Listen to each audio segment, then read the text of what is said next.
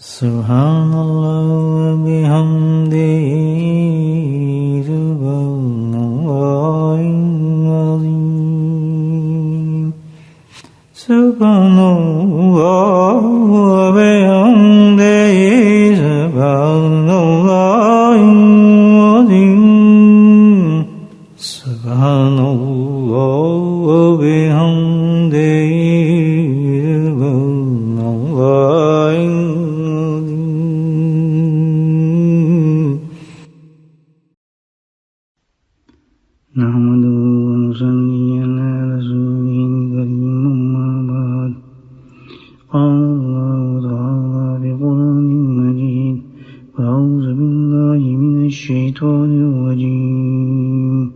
بسم اللہ الرحمن الرحیم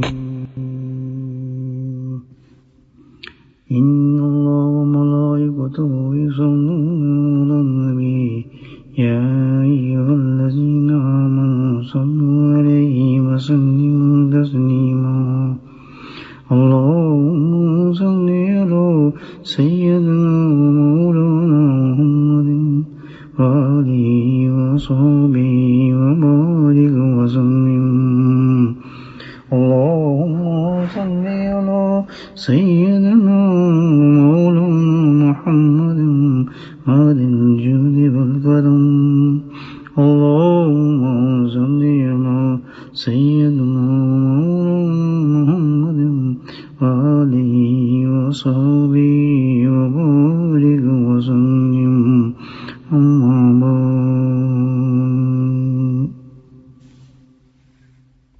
پتہ ہی چلا کہ سب سے اہم جو دعا ہے وہ جو سورہ فاتحہ کے ذریعے اللہ پاک نے ہمیں سکھائی اور اس کی اہمیت کو اس آیت کے ذریعے بتایا کہ یہ کس قدر اہم ہے ہمارے لیے. ہدایت سب سے ضروری چیز ہے ایمان کے بعد انسان کے لیے، اور ہدایت پانے کے لیے اللہ نے بہت آسان کر دیا ہمارے لیے، اور وہ ہے اللہ سے دعا کا مانگنا ہدایت کے بارے میں. عام ہے کہ جس کے اندر حق کی تلاش ہوگی، کافر ہو یا کوئی بھٹکا ہوا، مومن ہو گناہگار ہو، مگر شرط یہ ہے کہ حق کی تلاش کر رہا ہو، صحیح ہونا چاہتا ہو،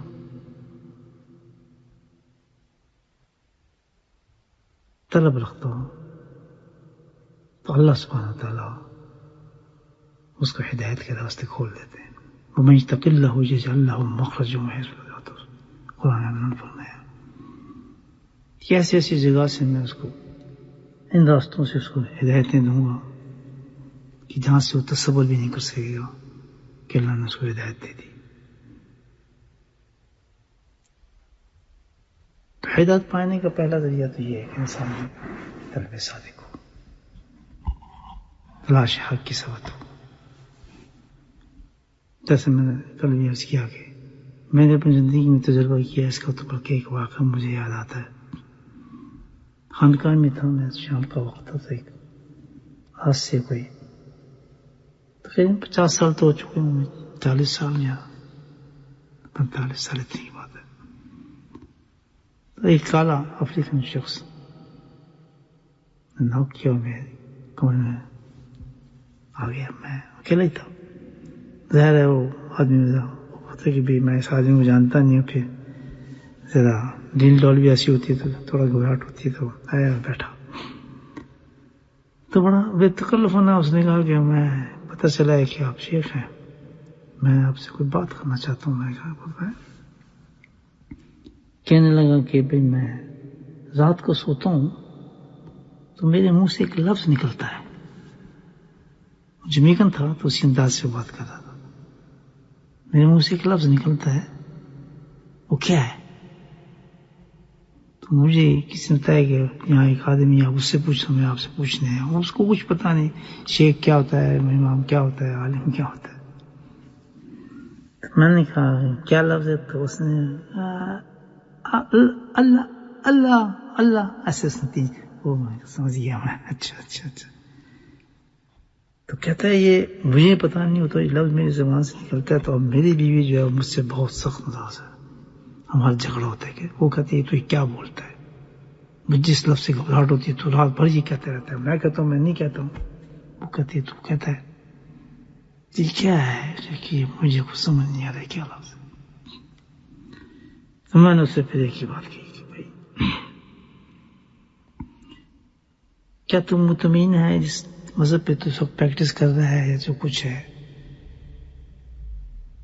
تم مطمئن اس چیز سے؟ تو کہنے لگا جی نہیں میں مطمئن تو نہیں تھا، مجھے اتنا میں سیٹسفائی نہیں ہوں اس سے. میں کہا تو پھر تو چاہتا ہے کہ بھائی صحیح راستہ مجھے مل جائے اور کچھ چیز. کہتے ہاں میں خواہش تو میری ہے کیونکہ یہ تو مجھے صحیح نظر نہیں آ رہا، تو کچھ تو کوئی تو راستہ صحیح ہوگا جو مل جائے. تو میں نے کہا تجھے پھر راستہ تو مل گیا، اگر تیری طلب تھی، حق کی تلاش تھی تو اللہ نے تجھے راستہ دے دیا. اور کیا چاہیے؟ کیا جس کو تو تلاش کر رہا تھا اسی کا نام تو تو لیتا ہے رات کو. سبحان اللہ. تو یہ اللہ مگر یہ تو اللہ ہے کہ تجھے بلا رہا ہے، کیونکہ وہ متلاشی تھا. اس کو نہ میں نے کوئی قرآن سنایا، نہ میں نے کوئی حدیث سنائی، نہ کچھ کیا. سیدھی بات کی کہ تو تلاش کر رہا ہے اور تجھے مل گیا، اپنا نام تیرے زبان سے نکالتا ہے، تو اب تو دیر کیوں کرتا ہے؟ تو مجھے کہتا ہے کہ مسلمان کیسا ہوتا ہے، کیا کرتا ہے؟ میں کچھ بھی نہیں کرتا، کہیں بھی نہیں جانا. تو نے تو ریڈی ہے؟ کہتے میں تو بالکل ریڈی ہوں جناب، بالکل گیا اس کا.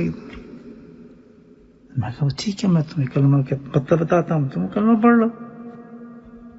کہتا لیکن یہ شرط ایک ہے. میں مجھے کہا کیا شرط ہے؟ کہ پھر مجھے آپ کس طرح بلائیں گے، کیا نام ہوگا؟ میں کہا نام تو پھر اسلامی نام. کہتا پھر میں اپنا نام اللہ رکھوں گا. اتنی محبت ہو گئی اس کو اللہ سبحانہ تعالیٰ سے، اللہ رکھوں گا. تو میں بات حضرت نبرم القدوس حیات ہے تو میں آپ کی مجلس سے بات، آپ بہت ہنسے. تم اس کا نام عبداللہ رکھتے تھے، بہت پسند کیا آپ نے اس بات کو. تو میں نے کہا اسے ٹھیک ہے، تم مطلب اسی نام کے ساتھ جڑ سکتا ہے، آپ کا عبداللہ ہو سکتا ہے، عبدالسمیع ہو سکتا ہے، عبد لگا دیتے ہیں، یعنی اللہ تو نہیں ہو سکتا، اللہ تو اللہ ہے. کہتا نہیں اللہ ہونا چاہیے، مگر اللہ تو آئے گا تو اللہ ہو سکتا.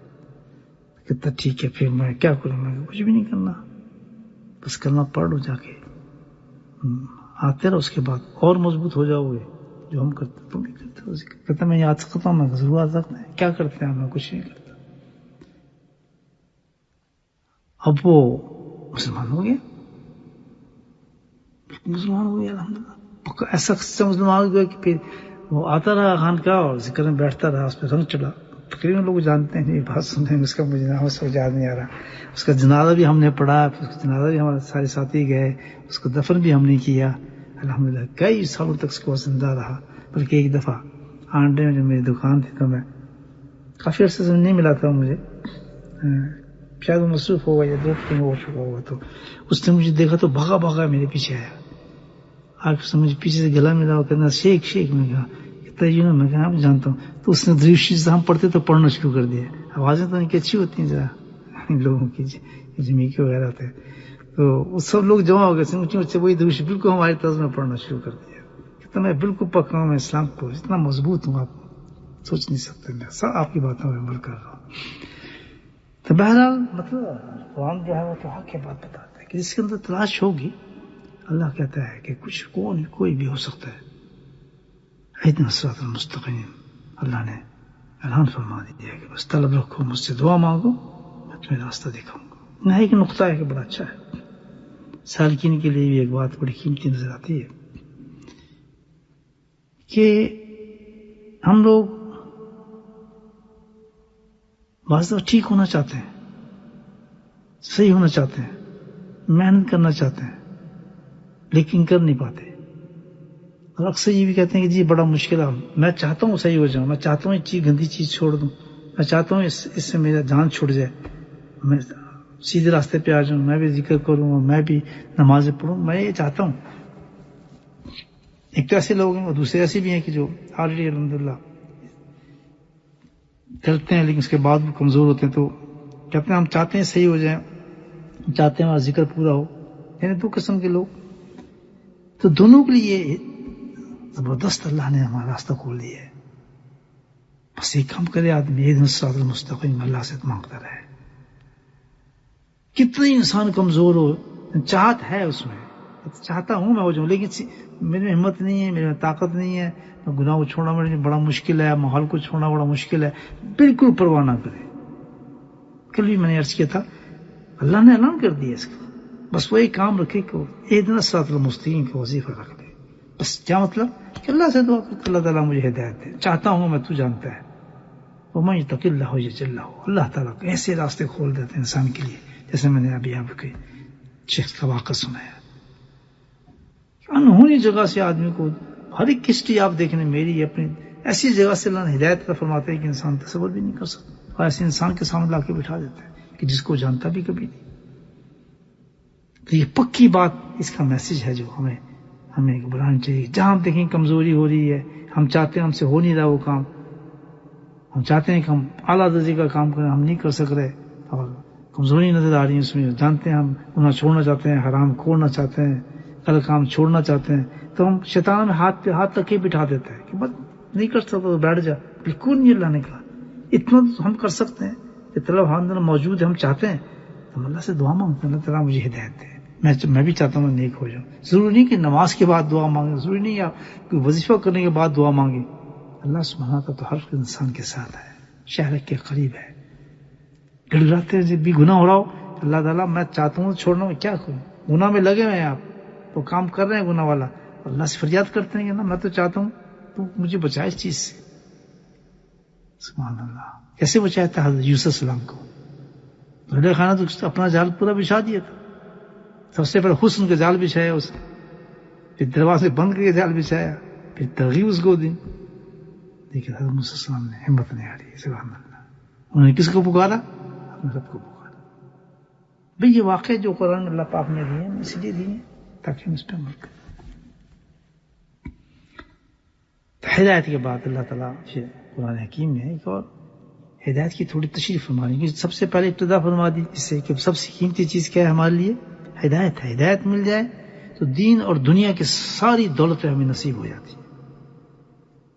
دعائیں تو ہم مانگتے ہیں اپنی زندگی کے لیے، اللہ میں رزق دے ہمیں، اللہ ہمارے مال میں برکت دے، ہمارے اولاد میں برکت دے. تو یہ سب ہمیں چیزیں چاہیے ہوتی ہیں، صحت دے، یہ سب چیزیں چاہیے ہوتی ہیں. سبحان اللہ. لیکن اگر ہدایت مل جائے تو آٹومیٹکلی ساری چیزیں مل جاتی ہیں، بغیر مانگے مل جاتی ہیں انسان کو، پھر مانگنے کی ضرورت نہیں ہے. ہدایت ملے گی سب کچھ ملے گی، سارے دروازے کھول دیتا ہے، رزق کے دروازے کھول دیتا ہے، برکتوں کے دروازے کھولتا ہے، رحمتوں کے دروازے.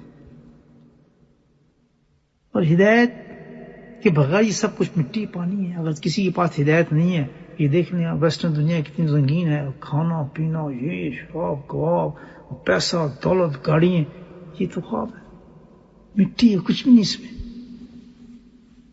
آخر یہ دولت مال سب آپ کو ہدایت کے ساتھ ملتا ہے.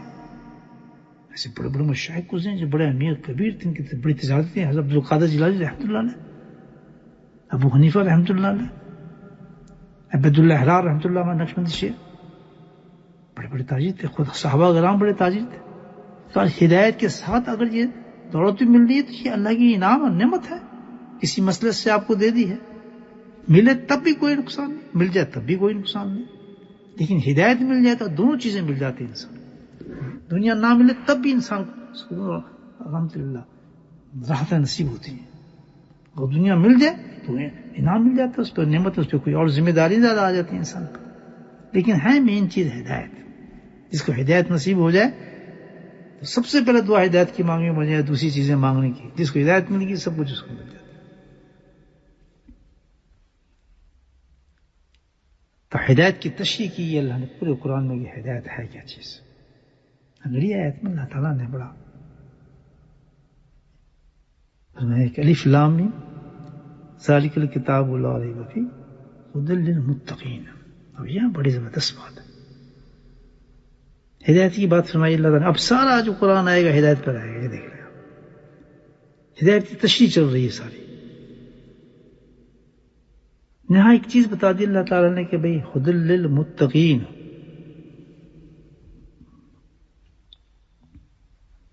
ہدایت کیسی ہونی چاہیے؟ ہدایت لینے کے بعد کون سی فائدہ مند ہدایت ہمارے لیے ہے؟ صرف ہدایت ہی مل جانا فائدہ مند نہیں ہے. نہیں، ہدایت کا مل جانا ہی فائدہ مند نہیں ہے، بلکہ ہدایت ہو تو ایسی ہو جیسی کیسے لوگوں کی ہوتی ہے؟ جو لوگ اللہ سے ڈرنے والے ہوتے ہیں. ایسی ہدایت ملے تو پھر فائدہ ہے اس ہدایت کا، کامل فائدہ ہے اس ہدایت کا. ہدی للمتقین کے جیسے اللہ سے ڈرنے والے لوگ ہیں، اگر ایسی ہدایت ملے گی تو پھر ہدایت کا فائدہ ہوگا، ورنہ ہدایت ملنا ہی کافی نہیں ہے. ہدایت مل گئی لیکن متقین جیسی نہیں ہے، جو اللہ سے ڈرنے والے لوگ ہیں جیسی نہیں ہے، تو اس ہدایت کا فائدہ نہیں ہے. اس کی مثال میں آپ کو دیتا ہوں کہ لندن آپ نے جانا ہے، چلو لندن کی مثال لے لیتے ہیں. اب لندن والے بیچارے کہاں جائیں گے؟ تو چلو لندن کی مثال لیتے ہیں. لندن والوں برمنگھم جانا ہے، بہرحال کوئی اسٹیشن ہے جس پہ ہم نے جانا ہے. اب سب سے پہلی چیز جانے کی ہمیں کیا چاہیے؟ راستہ، جس کو آخرت کے سفر میں ہدایت کہتے ہیں. راستہ چاہیے. اب راستہ تو ہمیں مل گیا، لیکن راستہ ملنے کے بعد اگر ہم نے اس راستے کی انسٹرکشن پر عمل نہیں کیا پھر بھی بھٹک جائیں گے.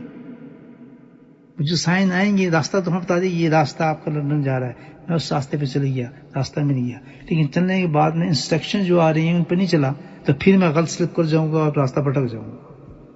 لازم ہے کہ اگر راستہ مل جائے تو اس کے بعد میرے لیے لازم یہ ہے کہ ان انسٹرکشن کے مطابق میں سفر جاری رکھوں. اگر ان انسٹرکشن کو چھوڑ دوں گا تب بھی بھٹک جاؤں گا. تو اسی طرح ہدایت کے بارے میں اللہ نے ایکسپلین کیا ہے کہ ہدی للمتقین ہونی چاہیے. اگر ہدایت اللہ سے تم نے لے بھی لی ہے تو اس کے بعد خبردار ایک چیز کا خیال رکھے گا، ہدی للمتقین ہونی چاہیے. ایسی ہدایت ہونی چاہیے جیسے اللہ سے ڈرنے والوں کی ہدایت نصیحت، ہدایت تسلیم کرتے ہیں، ہدایت قبول کرتے ہیں. وہ کیا ہے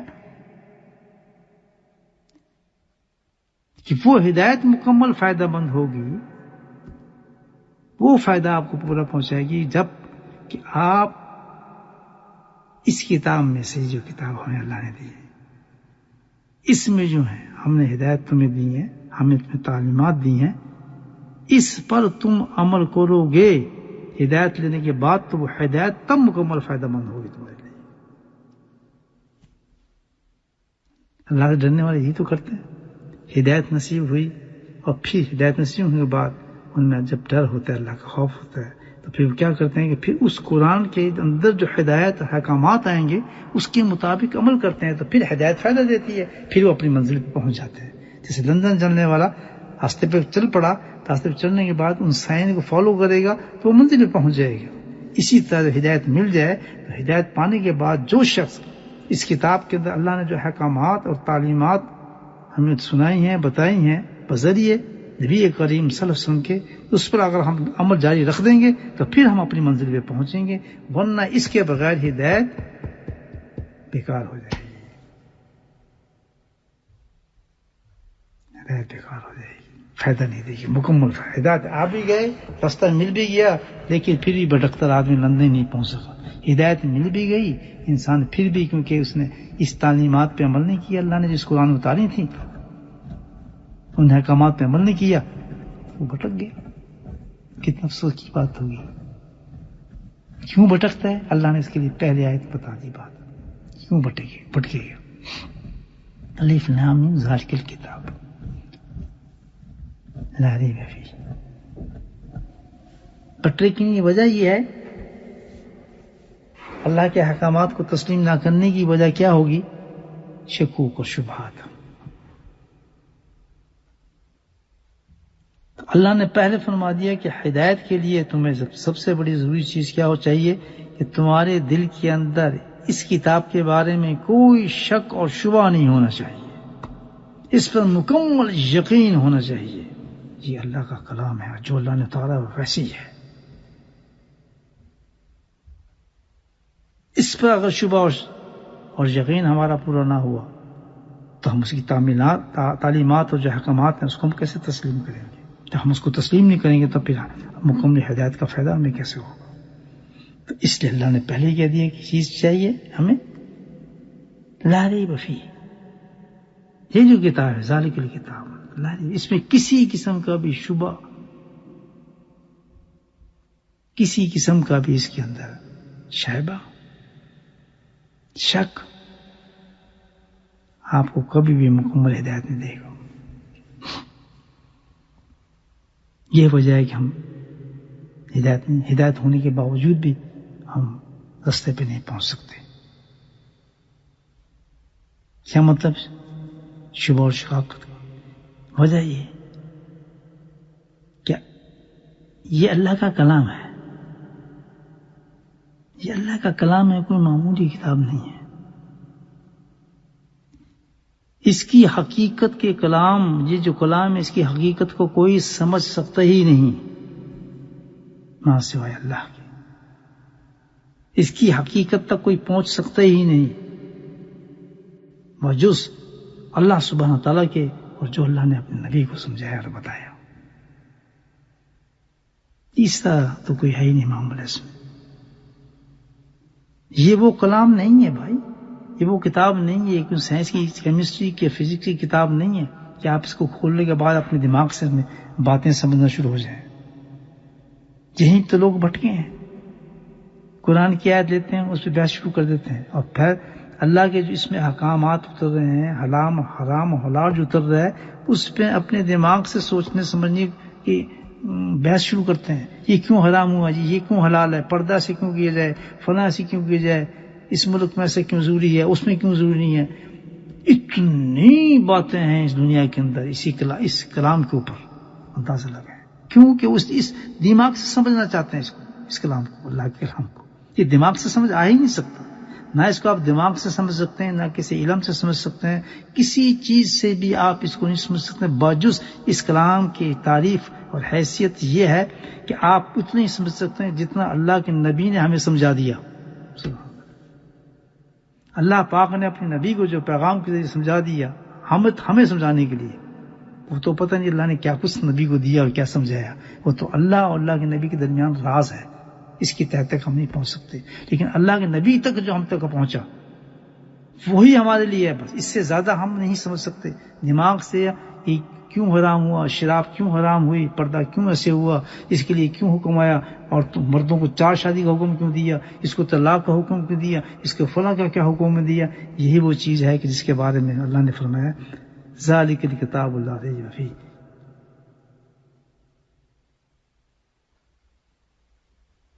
کبھی نہیں ہو سکتا، یہ تو بھٹک گئے، ہدایت ملنے کے بعد ہی بھٹک گیا، کیونکہ اس کو تو آپ سمجھ ہی نہیں سکتے۔ اللہ تعالیٰ کہتا ہے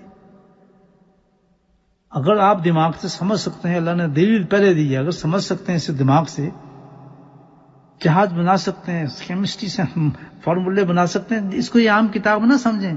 ہم آج انٹلیکچوئل لوگوں کو دیکھا ہے میں نے، آج یہ بڑا انٹلیکچوئل آدمی ہے، بڑا تقریریں کر رہے ہیں اٹھا کے، ایسے ناؤز باللہ، نہ شکل نہ صورت نہ عقل، ایسی باتیں فضول کرتے ہیں، قرآن کی آیتیں نکال کر اس پہ ڈسکس کرتے ہیں اور معنی نکالتے ہیں، میننگ نکالتے ہیں، اور لوگ فالو کرتے ہیں کیونکہ شیطانی باتیں کرتے ہیں۔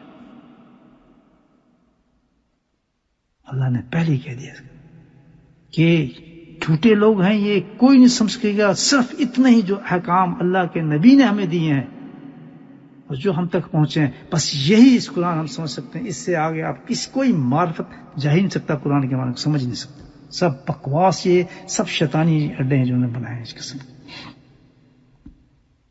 اللہ دلیل دے رہا ہے اس چیز کی، پتا تھا ایسی دنیا میں لوگ ہیں کہ اس کی دلیل دیتے ہیں کہ اچھا تم سمجھتے ہو کہ قرآن کو سمجھ جاؤ گے اپنی طرف سے، اپنے دماغ سے تم یہ حرام کو حلال کرو گے، حلال کو حرام کرو گے، اس پہ بحثیں کرو گے، یہ ایسے کیوں کیا، یہ کیسے حکم چل سکتا ہے، یہ فلاں کیسے، جنت ایسے ہو جائے گی تو فلاں ایسے ہو جائے گی، رمضان کے روزے ایسے کیوں، بہت ہر چیز پہ اعتراضات۔ اللہ تعالیٰ کہتا ہے یہی شک و شبہات کے لیے اگر تم ایسے ہی سمجھ سکتے ہو کہ قرآن ایسے ہی ہے تو اس کی میں دلیل دیتا ہوں۔ اللہ تعالیٰ نے سب سے پہلے کہ الف لام میم کا مطلب بتا دیں، نہیں ٹھنڈا ہو گیا، چل آگے تو پیراگراف تو اٹھانا، چلو بتا تو الف لام میم کیا ہے، اس کا مطلب بتاؤ. اللہ اکبر. بتائے کوئی اس کا مطلب ہے کس کو آتا؟ ان کو حروف مقطعات کہتے ہیں. کسی کو اصل معنی تک اس کی رسائی نہیں، بلکہ یہ راز ہے کہ بحید ہے اللہ اور اس کے رسول کے درمیان جو بوجہ مصلحت اور حکمت کے ظاہر نہیں فرمایا اللہ پاک. اس لیے رکھ دیا یہ 3 لفظ کے. اتنا بڑا اس کے معنی ہوں گے کوئی پوچھ بھی نہیں سکتا، سوچ نہیں سکتا. یہ راز اللہ اور رسول کے درمیان ہے تاکہ ان لوگوں جو اپنے آپ کو بہت عقل مند انٹلیکچوئل سمجھتے ہیں، قرآن کو ہاتھ میں پکڑ کے اور وہ اس کے ایکسپلین بیان کرتے ہیں یہ کیوں ہے وہ کیوں ہے، تو اللہ نے کہتے تم اتنے عقل مند ہو تو الف لام میم کا مطلب بھی بتا دو چلو کیا ہے، جبکہ مطلب موجود ہے. یہ نہیں، قرآن کے ہر چیز کا مطلب ہے. کیوں؟ یہ بات ایسا ہے کہ بعض اکابرین اولیاء اللہ اکابر جیسے ہمارے مجدد ہیں رحمۃ اللہ علیہ خود صلاح، ایسے ایسے بڑے اکابرین جو ہیں ان پہ ان کے معنی بقول تمثیل کے اور تنبیہ اور تسلیل کے آئے ہیں، ان تک پہنچے ہیں. لیکن پھر بھی یہ وہ معنی نہیں ہے، یعنی دلیل نہیں ہے، یہ تو ایک شخصی تقلیص ہے. ایک تمثیل کے طور پر اللہ تعالیٰ ان کے سینوں میں اتارے ہیں، کیونکہ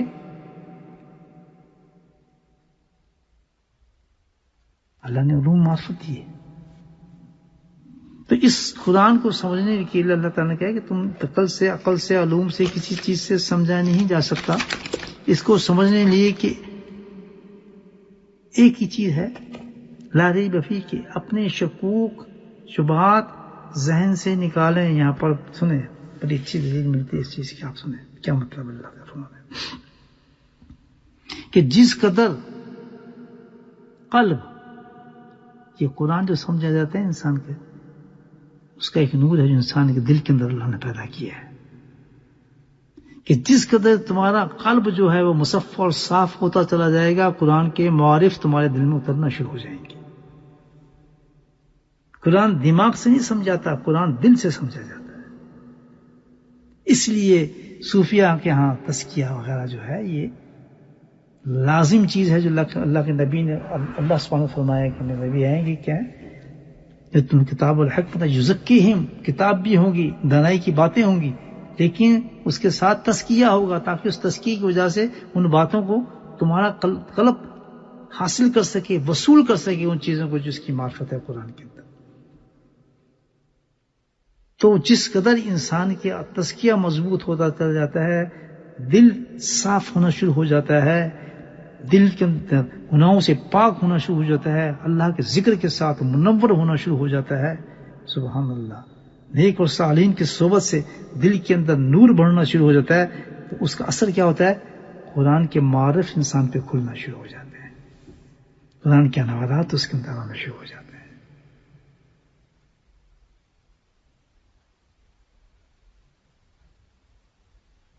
تو قرآن کو سمجھنے کے لیے انسان کے لیے تزکیے کی ضرورت ہے، قلب کو صاف کرنے کی ضرورت ہے.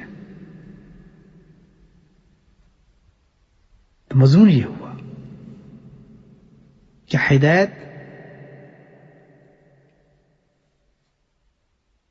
ایمان کے بعد سب سے اہم، ہدایت کو حاصل کرنے کے لیے طریقہ بتایا گیا اللہ سے دعا طلب کے ساتھ، اور ہدایت مل جانے کے بعد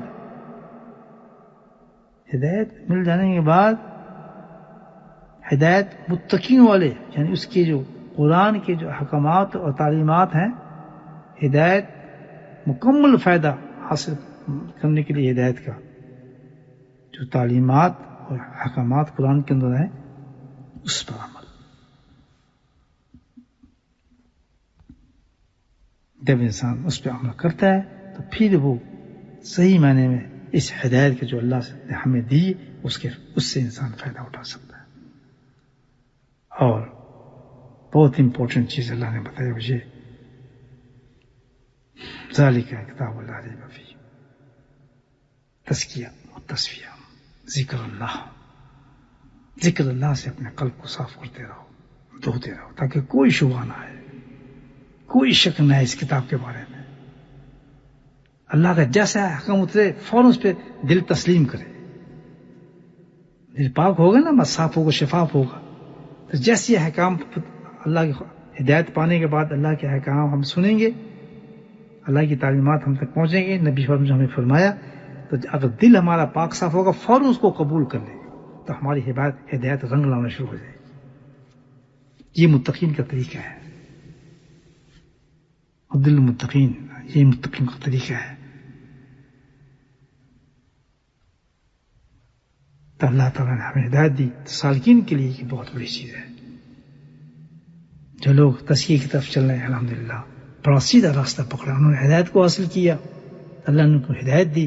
ہدایت دینے کے بعد الحمدللہ انہوں نے اپنے قلوب کے تزکیے شروع کر دیے، اللہ کا ذکر شروع کر دیا، تاکہ دل کے اندر صفائی ہوتی ہے لازم۔ جب دل کی صفائی ہونا شروع ہوئی تو الحمدللہ جو احکامات قرآن کے اندر آ رہے ہیں آگے، وہ ہمارے دل نے قبول کرنا شروع کر دیا، اور جیسے دل قبول کرنا شروع کر دے گا الحمدللہ تو ہماری زندگی میں عمل کرنا شروع۔ بس جیسے پردے کا حکم آیا، دل صاف ہے، پہلے ہم نے ہدایت لی، ہدایت میں ہم نے اللہ کا ذکر شروع کیا، اب ہم پہ حکم آیا پردے کا تو ہمیں ایک دم ہم نے اس کو تسلیم کر لیا۔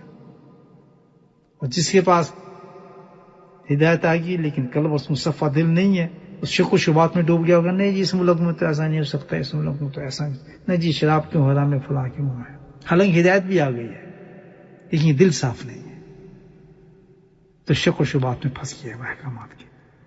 تو لازم یہ ہے کہ اگر ہدایت نصیب ہو جائے، اللہ ہدایت دے دے، تو اس کے بعد سب سے اہم چیز جو ہے وہ اللہ کا ذکر اور تزکیہ ہے، تاکہ اللہ کے احکامات کو صرف سنیں نا، جو تزکیہ نہیں تو احکامات کو سن سکتے ہیں قبول نہیں کرتے۔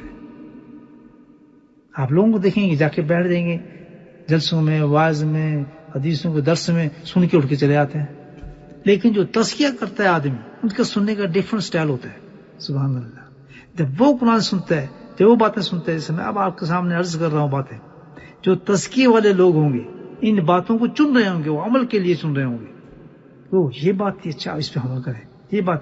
اور جو سننے والے لوگ ہوں گے جو تزکیہ نہیں کرتے، ہدایت تو آ گئے لیکن تزکیہ نہیں کرتے، بس سن کے اس کان سے نکال دیں گے، ان کی زندگی میں صبح کوئی عمل نہیں ہوگا۔ لیکن جو تزکیہ کرنے والے لوگ ہوں گے اس کی نشانی یہ ہوگی کہ ان کا دل صاف اور مصفہ ہے، تو وہ یہ سنے گا بات کہ بھئی تو قرآن کا یہ حکم آیا ہے کہ جھوٹ مت بولو، تو اسی وقت جھوٹ بولنا چھوڑ دے گا۔ قرآن کا حکم آیا پردہ پہنو، وہ عورت اسی وقت پردہ پہننا شروع کر دے گی، کیونکہ وہ تزکیہ کر رہی ہے، اس کے دل نے اس کو قبول کر لیا، ریسیو کر لیا اس میسج کو۔ تو قرآن نے یہی بتایا ہے، ذالک الکتاب لا ریب فیہ، کہ دل کو پاک کر لو اپنے شبہ سے، اس لیے تاکہ تم وہ عمل کر سکو، خود للمتقین، اس ہدایت پہ ویسے عمل کر سکو جیسے کہ اللہ کا ڈرنے والے عمل کرتے ہیں۔ تو تم کیا بن جاؤ گے پھر؟ الذین یؤمنون بالغیب یقیمون الصلاۃ ومما رزقناہم ینفقون۔ سبحان اللہ، تمہارے یقین پکے ہو جائیں گے۔ کیسے پکے ہو جائیں گے؟ کہ تم جنت کو نہیں دیکھے ہوئے لیکن جنت تم دیکھ رہے ہو، دوزخ کو تم نہیں دیکھ رہے، دوزخ سے تم ڈر رہے ہو جیسے تم دیکھ رہے ہو۔ سبحان اللہ، جنت کو تم نہیں دیکھ رہے لیکن اتنا یقین ہو جائے گا کہ جیسے تم جنت میں کھڑے ہو، اور تمہارا جس وقت تم کوئی عمل کرو گے، سبحان اللہ، متقین تک اللہ سے ڈرنے والی ہدایت جب انسان کو مل جائے گی تو پھر وہ ایسا عمل کرتا ہے کہ اس کو یقین اتنا اس کو اثر یہ ہوتا ہے کہ اس کے ایمان اتنے مضبوط ہو جاتے ہیں کہ وہ بالغیب بغیر دیکھ نہیں رہا لیکن دیکھنے سے زیادہ وہ دیکھ رہا ہے، اتنا یقین ہوتا ہے جنت پر، دوزخ پر۔ جس گناہ کی سزا سنتا ہے وہ ڈر جاتا ہے، کبھی نہیں وہ عمل کرتا۔ یہ ہے دل متقین، یہ ہدایت ہے، ڈرنے والوں کی ایسی ہدایت۔ اللہ پاک ہمیں ایسی ہدایت نصیب فرمائے، خالی کھلی ہدایت نہ ہو، بس گئے بس نماز میں پڑھے اور اس کے بعد اٹھ کے آگے تقریریں سنے، اٹھ کے آگے بات سنے، نہیں، یہ ہدایت نہ ہو۔ ہدایت کون سی ہونی چاہیے؟ سبحان اللہ، اس کے بعد یہ ایمان ہمارا بن جائے، بالغیب ہے چیز ہمارے سامنے نہیں لیکن ہمارا یقین اتنا بڑا ہو گیا کہ ہم اس کو دیکھ، جب کوئی نیک عمل کر رہے ہیں تو ہم اتنے خوش ہوں اس نماز میں ویسے جیسے جنت میں پہنچ گئے، ہم اللہ کو دیکھ رہے ہیں۔ تو ہم کوئی تصویر کر رہے ہیں، ہم پتہ ہے کہ اس تصویر پہ اللہ نے انعام رکھا ہے کہ سبحان اللہ وبحمدہ پڑھتے ہیں تو سبحان اللہ پورے زمین آسمان کے نور سے بڑھ جاتا ہے، تو محسوس ہو رہا ہے کہ سبحان اللہ میں یہ تصویر پڑھ رہا ہوں، بس یہ ہے کہ مجھے انعام مل رہا ہے۔ سبحان اللہ کہنے کے بعد جنت میں درخت لگتا ہے، جب وہ سبحان اللہ کہتا ہے تو اس کو پورا اتنا مزہ آ رہا ہوتا ہے کہ جیسے جنت میں درخت لگا دیا. اسی کہتے ہیں ایمان ہدایت. یہ ہدایت ہوتی ہے کون سی؟ اللہ کے ڈرنے والوں کی. یہ ہدایت کیسے ملتی ہے؟ ذالک الکتاب لا ریب فیہ، جب اپنے قلوب کو ہر شک شبہ سے ذکر کے ذریعے پاک اور صاف کر دیتے ہیں. جب انسان اپنے دل کو تزکیے کے ساتھ پاک اور صاف کر دیتا ہے تو اس کو یہ ہدایت مل جاتی ہے. ایسی ہدایت ملتی ہے کہ وہ اللہ کے علوم اور تعلیمات پہ عمل کرنا شروع کر دیتا ہے. اس عمل کے بعد اس کا یقین اتنا پکا ہو جاتا ہے کہ وہ بالغیب پر اتنا ایمان پکا ہو جاتا ہے جس کو دیکھ رہا ہے. اس کا ثبوت دلیل آ کے کیا دیے؟ وَأَقِیمُوا الصَّلَاةَ مِمَّا رَزَقْنَاکُمْ، یہ دلیل آ کے دے دیے کہ پھر ان کی جو سب سے بڑی ایکسپریشن ہوتی ہے، اظہار اس چیز کا کہ ان کا یقین اتنا بلند ہو گیا ہے کہ سب کچھ دیکھ رہے ہیں، اس کا اظہار کس میں ہوگا؟ سب سے بڑی جو عبادت ہے اس کی نماز میں ہوگا. سبحان، ان کی نمازیں مختلف ہو جاتی ہیں. دو چیزیں اللہ نے بیان فرمائی ہیں، ایک مالی ایک جسمانی، دو عبادتیں فرمائی ہیں. دونوں گریٹ عبادات ہیں، دونوں اس کا احساس ہونا شروع ہو جاتا ہے. اللہ کے ڈرنے والوں کو سب سے بڑی چیز آپ دیکھیں گے یقین الصلاۃ میں آپ کو نظر آئے گی، ان کی نمازوں کے رنگ میں نظر آئیں گی. سارا خوف نماز کو نبی کریم حضرت عائشہ صدیقہ فرماتے ہیں کہ جس وقت نماز کا وقت ہوتا تھا تو سرکار درس میں یہ حالت ہوتی تھی کہ ہمیں جانتے ہی نہیں، ہمیں پہچانتے ہی. نماز کے اندر اتنا گم ہوتے ہیں متقی تقوی لوگ. صحابہ کرام کے اگر کسی کی ٹانگ کاٹنی ہوتی تھی تو وہ کہتے تھے کہ بھائی میں نماز شروع کرتا ہوں، میری ٹانگ کاٹ دیں، آپ اس میں سے تیر نکال لیں. یہ تو کئی بار اولیاء اللہ کے واقعے میں آپ کو سنا سکتا ہوں. کون لوگ ہیں وہ؟ سبحان اللہ، یہ وہ لوگ ہیں جنہوں نے ہدایت ایسی لی ہے جیسے اللہ چاہتا ہے کہ ان کو ہدایت ایسے ملے. ڈرنے والے والوں کو ہدایت اس پہ نہ، وہ ہدایت جب نصیب ہوتی ہے تو پھر یہ سب سے بہتر اثر جس پہ جاتا ہے وہ کس پہ جاتا ہے؟ انسان کی نماز پہ جاتا ہے. نماز کا رنگ بدلاتا ہے. مما رزقناہم ينفقون. سبحان اللہ. اللہ جو ان کو مال دیتا ہے وہ اپنا نہیں سمجھتے، بلکہ کیا ہے؟ وہ بقدر جو قرآن نے جو اس کی تقسیم بتائی ہے، قرآن پہ عمل کرتے ہیں نا، پھر وہ تو اللہ کے احکامات پہ جھگڑا نہیں کرتے. زکوٰۃ کیوں فرض ہو گئی جی، یہ 2.52 ہے، اس کو کم کیسے کیا جائے، یہ ٹیکس ہم دیتے ہیں تو یہ بھی تو ٹیکس ہے. جی ہے نا وہ لوگ شک و شبہات والے جس کو اللہ نے کہا ذالک الکتاب لا ریب فیہ. انسانوں کو جب بحث کرتے دیکھے گا نا آپ، ایسے لوگوں کو جب دیکھیں نقطے نکال رہے ہیں قرآن کے اندر، تو اللہ نے صاف واضح بتا دیے کہ یہ لوگ بھٹکے ہوئے ہیں، ان کے پاس ہدایت نہیں ہے. یہ قرآن کو سمجھیں گے کس چیز سے؟ قرآن کو سمجھ رہے ہیں. قرآن تو دل سے سمجھا جاتا ہے. قرآن تو سمجھنا ہے تو سب دل سے سمجھا جائے گا آپ کو. قرآن کے معارف تو دل پہ اترتے ہیں. ایسے ایسے اولیاء اللہ میں آپ کو بتا سکتا ہوں کہ جنہوں نے بیچاروں نے تو کوئی کبھی حدیث نہیں پڑھی، کچھ نہیں پڑھا، لیکن سبحان اللہ ان کے قلوب پہ جو قرآن کے معارف اور انوارات آپ دیکھیں تو ان کی زبان سے نکلتی جو آپ تشریح دیکھیں قرآن کی تو آپ حیران ہو جائیں کہ ان کے پاس علم کہاں سے آ گیا. کیوں؟ اللہ نے ان نے اپنے دل کو صاف کر دیا تھا، شک نہیں رکھا کوئی قرآن کے بارے میں، کلیئر کر دیا کہ جو چیز ہے اللہ حق ہوتا ہے، اپنے آپ کو اتنا صاف کیا تو اللہ نے معرفت دینا شروع کر دیا. تو فرمایا یقیم الصلاۃ مما رزقناکم. تو ان کی شان دیکھنی ہے، ان کی ایمانوں کی شان آپ کو ان کی نمازوں میں نظر آئے گی، ان کی مال پہ خرچ کرنے میں آپ کو نظر آئے گی. یہ ہے میرے بھائیو ہدایت. اللہ پاک ہم سب کو ایسی ہدایت نصیب فرمائے جیسے متقین کی ہدایت ہے. یعنی ہدایت ملنے کے بعد اللہ کے احکامات اور تعمیرات جو نبی کا ذریعے سے ہم تک پہنچے ہیں ان پہ پورا ہم عمل کریں الحمدللہ. اور عمل کرنے کے بعد اس یقین کو حاصل کر لیں جس کے لیے اللہ نے کہا ہے کہ الذین یؤمنون بالغیب ویقیمون الصلاۃ. اپنے رنگ دیکھیں اس یقین کا نمازوں کے اندر، لذت دیکھیں مال کو خرچ کرنے کے اندر. اللہ پاک ہم سب کو توفیق نصیب فرمائے. الحمدللہ رب العالمین، الصلاۃ والسلام علی سید المرسلین شفیع المذنبین طه یاسین الحبیب الامین. اللهم صل على سيدنا مولانا محمد النبي الأمي أزواجه أمهات المؤمنين وذرياته وأهل بيته كما صليت على إبراهيم وعلى آل إبراهيم إنك حميد مجيد. سلم تسليما دائما أبدا كثيرا. اللهم اغفر لنا ذنوبنا وظلمنا وهزلنا وجدنا خطأنا عمدنا كل ذلك. اللهم اغفر لنا ما قدمت وما أخرت وما أسررت وما أعلنت وما أسرفت وأنت أعلم به. أنت المقدم وأنت المؤخر لا إله إلا أنت یا حی یا قیوم برحمتک نستغیث.